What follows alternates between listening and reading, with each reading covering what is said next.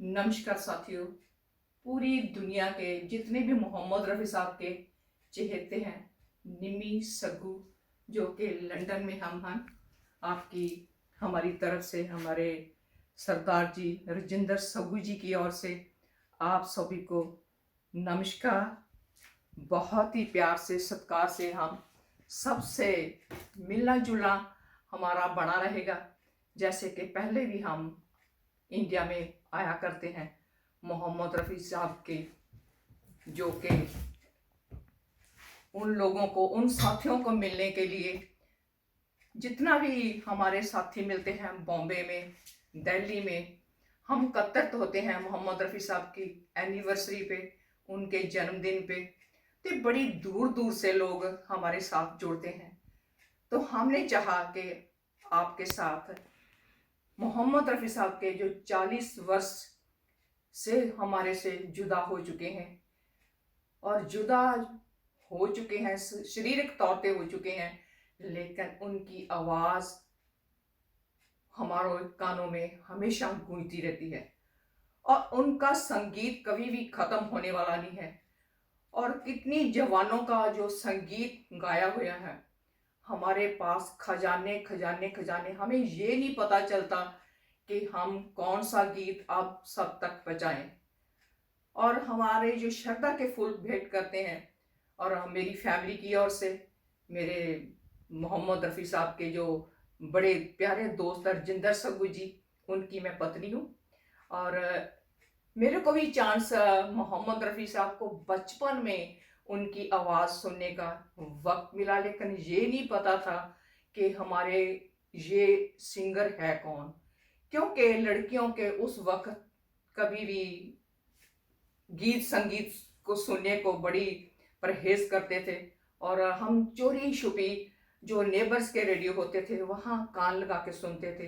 तो मोहम्मद रफ़ी साहब के गीत और शब्द, ठाकर तुम शरनाई आयो, हर को नाम सदा सुखदाई, ये शब्द हमारे कानों में हर रोज रेडियो पे सुबह के वक्त पड़े करते थे। तो हम सुना करते थे, लेकिन ये नहीं पता था कि मोहम्मद रफ़ी से है कौन। तो जब शादी हुई तो फिर जो मेरे हस्बैंड राजेंद्र सग्गू जी हैं, ते उनके साथ थे, उनकी भी वही ख्वाहिश, वही फीलिंग हमारी दोनों की एक साथ मिल गई। तो फिर 77 के करीबन मोहम्मद रफ़ी साहब तक तकरीबन सितंबर अक्टूबर में वो इंग्लैंड आए। तो राजेंद्र जी को बहुत चाहती कि कैसे भी हो मैं रफ़ी साहब को शेक हैंड करूं, कहीं ना कहीं मिलूं। तो कोई ना कोई बहाना ढूंढते ढूंढते ढूंढते बस वो रफ़ी साहब के साथ मिल ही गए, एयरपोर्ट पे चले गए। वो कहाँ, लेकिन किसी से पहले लिंक जरूर बनाया, पता लगता था। जब भी पैसा इंसान होता ना किसी की चीज का, तो कोई ना कोई रास्ता ढूंढ ही लेता है। बस 77 की हमारी यूके में, लंदन में ऐसी दोस्ती राजेंद्र जी के साथ हुई। तो फिर साथ साथ मेरे को तो फिर चांस बिल्कुल पक्का था ना। हमने बहुत ही मोहम्मद रफ़ी साहब के साथ प्यार बांटा, प्यार लिया। उनके धर्म पत्नी, उनकी फैमिली, उनकी बहुएं, उनके बच्चे, एक ऐसा परिवार हमारा बन गया।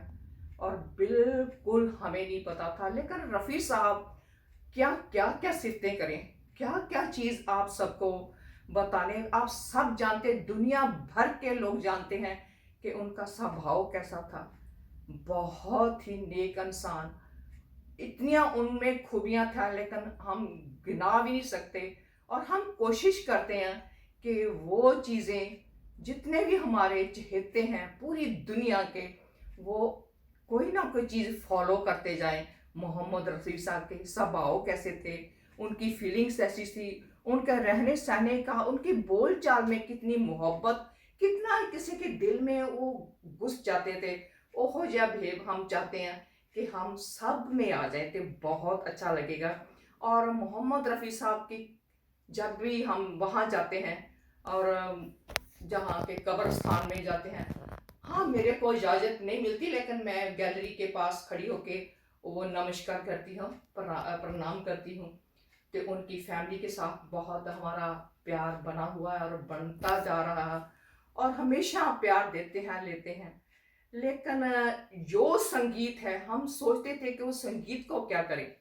फिर हमने सोचा कि ये संगीत हम कभी ना कभी रेडियो पे सुनते हैं, भी कोई गाना आधा लगा होता है, कभी गाना बीच में कटा होता है, पूरी इंफॉर्मेशन नहीं मिलती। तो बहुत सारी लैंग्वेज में गाने हैं। तो फिर जिंदर जी ने, तो मैं निमी सबू, हमने सोचा कि पंजाबी का संगीत मुझे दे दिया कि पंजाबी के जितने भी संगीत के गीत हैं रफ़ी साहब के, वो आप प्रेजेंट करो। पर तो जो हिंदी, उर्दू और दूसरी लैंग्वेज के हैं, वो मैं सभी तक पहुंचाने की कोशिश करेंगे।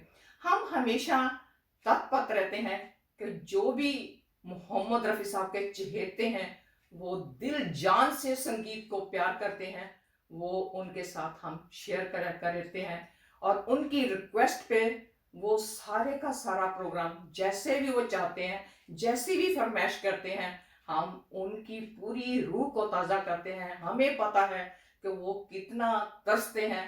जैसे कि अभी लॉकडाउन हुआ तो कितने लोग स्ट्रेस में आ गए थे, लेकिन रफ़ी साहब के जो गीत समय समय के ऊपर, हर त्योहार के ऊपर, हर वक्त के दर्द भरे हुए गीत, चुलबुले हों, जाके शब्द होए, भेटा होए, और क्या क्या संगीत उनके गले में, मखमली ऐसी आवाज, इतनी स्मूथली आवाज, वो अपने आप को कैसे ढाल लेते थे, वे तो ऊपर वाला ही जानता है। लेकिन वो गुमान, हंकार, प्राउडनेस उस इंसान में बिल्कुल नहीं थी। और जब भी रफ़ी साहब जाने से पहले एक प्रोग्राम जहाँ यूके में की हुआ, तो एक दिन मेरे हस्बैंड के साथ वो ऐसे खाना वाना खा रहे थे, बैठे थे सभी, तो बड़े मुस्कुरा रहे थे। मुस्कुराते मुस्कुराते उन्होंने एक बात बोला, रजिंदर जी, आप हम चले जाएंगे तो आप क्या करेंगे? तो ये चीज हमारे को बार बार वही सोचते थे कि वो रफ़ी साहब ने क्यों कहा। वो बोलते हाँ आप चलें जी, हम फोन करेंगे, आपको मिलेंगे, आप हम इंडिया में आएंगे। तो बोलते नहीं नहीं हम अच्छा अच्छा अच्छा चल कोई बात नहीं, लेकिन पर फिर क्या करेंगे। वो चीज हमें बार बार तंग करती है कि हमें नहीं पता था मोहम्मद रफ़ी साहब हमारे को छोड़ के चले जाएंगे, तो ये चीज पूछ रहे हैं। वही चीज का हम वो निभा रहे हैं। कैसा भी वक्त हो, हमारी सेहत कैसी अच्छी हो, हम इतना दिल जान से वो सभी साथियों को, जो कि रफ़ी साहब के दीवानों को, वो पूरे का पूरा संगीत, पूरा गाना हम उन तक पहुंचा के हमें शांति मिलती है। हमें अच्छा लगता है कि जो रफ़ी साहब हमारे साथ बात करा करते थे, तो वो हम काम पूरा कर सके। और खाने का बड़े शौकीन थे। जब यहाँ सबू साहब ने पूछा कि रफ़ी साहब हमारे घर पे आओगे, तो बोलते हाँ क्यों नहीं आएंगे। तो फिर इन्होंने तो मेरे को फ़ोन फटाफट किया, भाई रफ़ी साहब तो मान के अभी घर पे आएंगे रफ़ी साहब। तो मैंने पूछा हाँ आएंगे, लेकिन वो उनका खाने का जो टेस्ट है, कैसी कैसी चीज़ें वो पसंद करते हैं। तो बोलते हैं वो फ़ोन करके हम करते हैं तो बात कर लेते हैं होटल में। तो मैंने फ़ोन किया, रफ़ी साहब आप क्या खाएंगे? तो मुझे वो भाभी कह के बुलाया करते थे। तो मैं बोली मैं तो बहुत छोटी, मेरा नाम ले ला करो। नहीं नहीं नहीं नहीं, आप मेरे भाभी हो। तो भाभी ये बनाओ, साग बना लो पंजाबी, मुझे खाना बहुत अच्छा लगता है। पंजाबी में बात करते थे, लेकिन हमारे साथ तो हमेशा पंजाबी से बात करते थे। तो साग बना लो, ते मक्की की रोटी, और सब रफ़ी साहब और क्या बनाएं, और टिंडे पंजाबी वो बना लें, और साथ में वो टिंडे हो जाए, और भल्ले, दही बड़ा नहीं, भल्ले बना लो। ते फिर जब आए हमारे घर पे, उन्होंने बड़ा शौक से साग, मक्की की रोटी, टिंडे, ऐसी चीज़ें खाए। उनके साथ सारे म्यूजिशियंस वगैरह सारे हमारे घर पे आए, मिले जुले, और रफ़ी साहब की मिसेज, उनकी फैमिली सभी। तो ये चीज़ एक मैं और बतानी चाहती आपको को, हैरानगी की ये बात ही, दूसरे दिन ग्लासगो में प्रोग्राम होने वाला था। तो मोहम्मद रफ़ी साहब का जो मैंने खाना उस वक़्त देखा ना, रात को शो करके आए थे हमारे घर पे, तो खाना खाया और इतना मज़े से खाना खाया कि पहले तो इतनी बड़ी बॉल के बीच में साग डाला, कितना सारा बटर डाला और मक्की की रोटी, भल्ले, तो वो टींडे वाली सब्ज़ी और ये डाल के, और बड़ा जो ग्लास होता है ना, बड़े लंबे लंबे ग्लास होते हैं, उसी में आइस, कितनी हाफ ग्लास आइस की और कोक, साथ में मक्की की रोटी, साग, टिंडे और मक्खन इतना सारा, जो बर्फ वाला पानी, ओ कोक, उसी के साथ हम सोच में इतना पड़े हुए कि ये मैंने पूछा नहीं, लेकिन मैं डरती डरती बार बार मेरा आंख वो गिलास में जा रही थी कि आइस वाला गिलास और बटर घी साथ में है, तो ये इनके गले में कोई तकलीफ ना हो। लेकिन कोई दूसरे दिन ग्लासगो गए, वहां प्रोग्राम की तरह उनकी आवाज, लेकिन जब ये हम बात करते थे ना तो सुनने में थोड़ी दिक्कत आती थी, और बड़ा कान नजदीक करके तो इतनी धीमी जैसे गला बैठा हुआ हो, पता नहीं, आई डोंट नो, वो भगवान उनको जब भी स्टेज पे जाते थे, वो मोहम्मद रफ़ी का कैसा भगवान उसकी कला उसके गले में ढाल देते थे, कैसी आवाज निकलती थी। बस हम सब मिलजुल के यही है, और हमारी ओर से इंडिया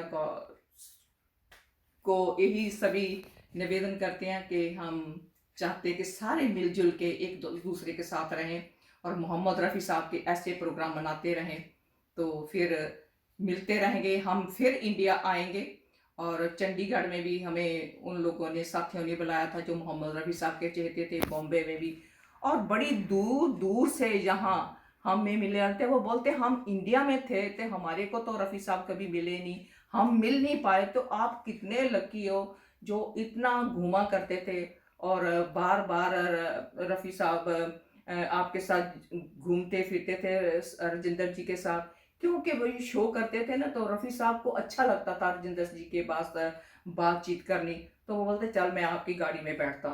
तो ये तो मन की बात होती है, लेकिन रफ़ी साहब की मिसेज, उनके जो साला साहब, वो ट्रस्ट करते थे, उनको पता था ये सच्चे प्रेमी है, हमें कोई इनसे दिक्कत नहीं है, लेकिन वो खुद का पता नहीं, या पीछे वाली जो साड़ी हमारी जिंदगी है तब का हमारा कोई रिश्ता होगा, तो ये जन्म में हमें पा लिया, तो अभी हमें ठीक है, वो शारीरिक तौर पे नहीं है, लेकिन हम हमेशा ऐसे महसूस करते हैं कि रफ़ी साहब हमारे साथ हैं।